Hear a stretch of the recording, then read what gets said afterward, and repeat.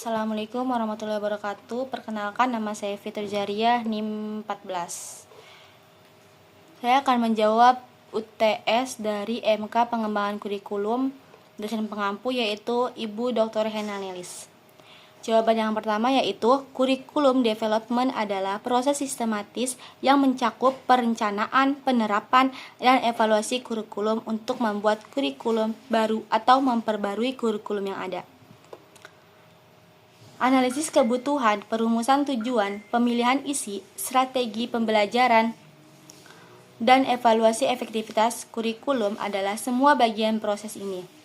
Semua ini dilakukan untuk memastikan bahwa kurikulum sesuai dengan kemajuan ilmu pengetahuan, teknologi, dan pengembangan masyarakat. Salah satu contohnya yaitu pengembangan kurikulum 2013 di Indonesia yang melibatkan langkah-langkah seperti analisis kebutuhan, perumusan kompetensi, dan dasar dan evaluasi implementasi sekolah-sekolah untuk memastikan kurikulum lebih relevan dan adaptif terhadap zaman. Proses ini melibatkan banyak pihak seperti pemerintahan, guru, dan pakar pendidikan. Yang kedua A yaitu azas psikologis dan pengembangan kurikulum. Satu hal penting yang harus dipahami saat mengembangkan kurikulum adalah bahwa kurikulum harus dirancang untuk memenuhi kebutuhan dan situasi di lapangan. Kegiatan pengembangan kurikulum harus disesuaikan dengan keadaan. Kurikulum harus disesuaikan dengan kemampuan siswa dan disesuaikan dengan kebutuhan mereka. Jika tidak, kurikulum akan sulit dicapai. Peserta didik memiliki minat, bakat, dan potensi yang unik untuk sesuai dengan tahapan perkembangannya secara psikologis. Disinilah memahami azas psikologis dalam mengembangkan kurikulum sangat penting. Karena itu, Wina Sanjaya 2010 mengatakan bahwa kurikulum harus mempertimbangkan kondisi siswa yang mencakup perkembangan dan pembelajaran mereka. Yang kedua B yaitu azas disiplin mental. Asas ini mengatakan bahwa kemampuan seperti mengingat, mengamati, dan menyimpulkan sudah ada sejak lahir. Potensi ini sangat penting dalam proses belajar. Kurikulum harus diperhatikan untuk sesuai dengan kemampuan bawaan anak. Adapun macam-macam azas disiplin yaitu yang pertama azas behaviorisme. Menurut teori ini, interaksi dengan lingkungan membentuk dan membuah perilaku seseorang. Anak-anak dianggap tidak memiliki bakat bawaan yang spesifik, sebaliknya perilaku dan kemampuan mereka berkembang seiring waktu sebagai hasil dari stimulus yang mereka terima dari lingkungan mereka.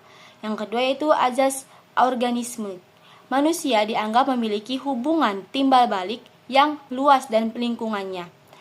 Belajar adalah proses pembentukan kepribadian, pemahaman, dan pengalaman yang berproses selain menghafal. Yang ketiga yaitu azas psikologis. Anak berfokus pada pemahaman tahapan perkembangan psikologis anak sehingga kurikulum dapat disesuaikan dengan perkembangan kognitif, sosial, dan emosional anak.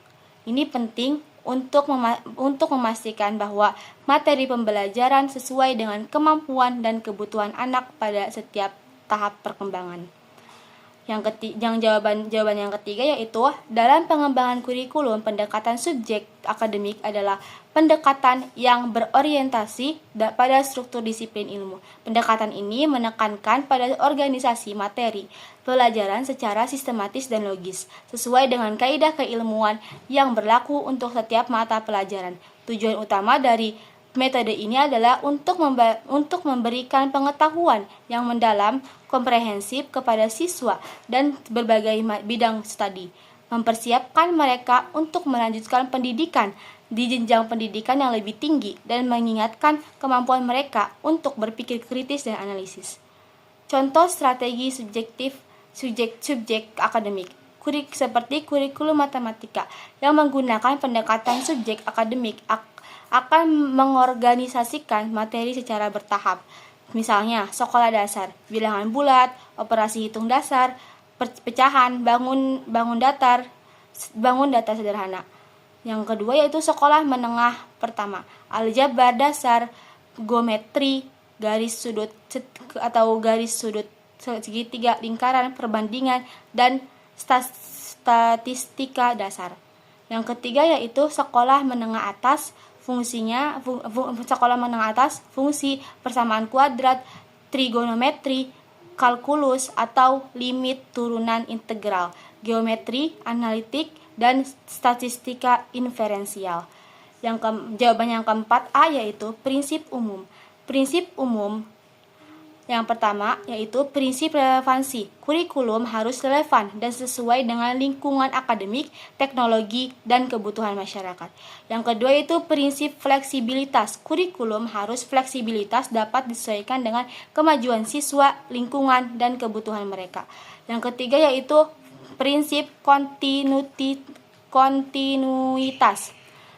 Yang ketiga yaitu prinsip kontinuitas, juga dikenal sebagai berkesinambungan, menyatakan bahwa kurikulum harus dibuat dengan cara yang memungkinkan siswa untuk belajar berkesinambungan secara vertikal dan horizontal di antara jenjang pendidikan.